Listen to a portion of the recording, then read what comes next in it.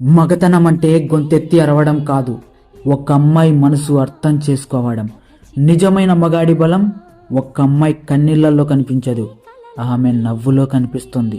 మగాడివి అని నిరూపించుకోవడానికి ఎవరి మనసు విరవాల్సిన అవసరం లేదు, గౌరవించడమే చాలు.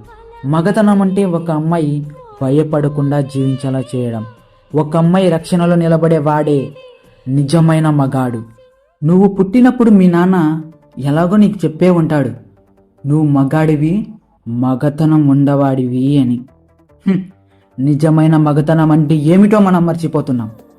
మగతనం అంటే అమ్మాయిని బలహీనంగా చేసి మన బలం చూపించడమా? ఛా, ఆమెను భయపెట్టి కన్నీళ్లు తెప్పించి నేను మగ్గాన్ని అని అనుకోవడమా? కాదు, అసలు మగతనం అది కాదు. మగతనం అంటే ఒక అమ్మాయి నవ్వును కాపాడటం, ఆమె కలలు రెక్కలతో ఎగరడానికి అడ్డం కాకపోవడం, ఆమె కన్నీళ్లలో బలహీనత కాదు రక్షణ చూడటం. నిజమైన మగాడు తనతో పాటు నడిచే ప్రతి అమ్మాయి గౌరవాన్ని కాపాడుతాడు.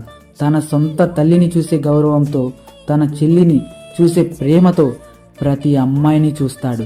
ఒకసారి ఆలోచించు, నువ్వు ఎవరినైనా కించపరిస్తే, ఆమె కన్నీళ్లు పడితే ఆ కన్నీళ్లు నీ బలాన్ని చూపిస్తాయా, లేదా నీ బలహీనతని బయట పెడతాయా? ఒక అమ్మాయి రాత్రి రోడ్డుపై ఒంటరిగా నడుస్తూ భయపడకూడదు. ఒక అమ్మాయి బస్సులో, స్కూళ్ళలో, ఆఫీసులలో తన భద్రత గురించి ఆలోచించకూడదు. ఆమె మన దేశ భవిష్యత్తు, మన తల్లుల ప్రతిబింబం. మగతనం అంటే ఆమె భయపడకుండా గౌరవంగా జీవించడానికి అవకాశం ఇవ్వడం. గుర్తుపెట్టుకో, ఒక అమ్మాయి హృదయాన్ని గాయపరచగలిగేవాడి దగ్గర మగతనం ఉండదు.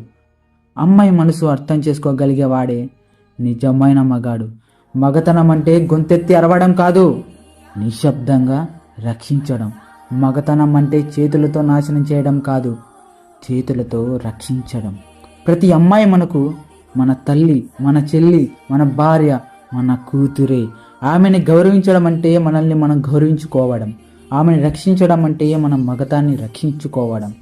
నిజమైన మగతనం భయం కాదు, భరోసా. అహంకారం కాదు, గౌరవం. బలం కాదు, సంస్కారం. గుర్తుపెట్టుకో, మగతనం అంటే శక్తి కాదు, సంస్కారం.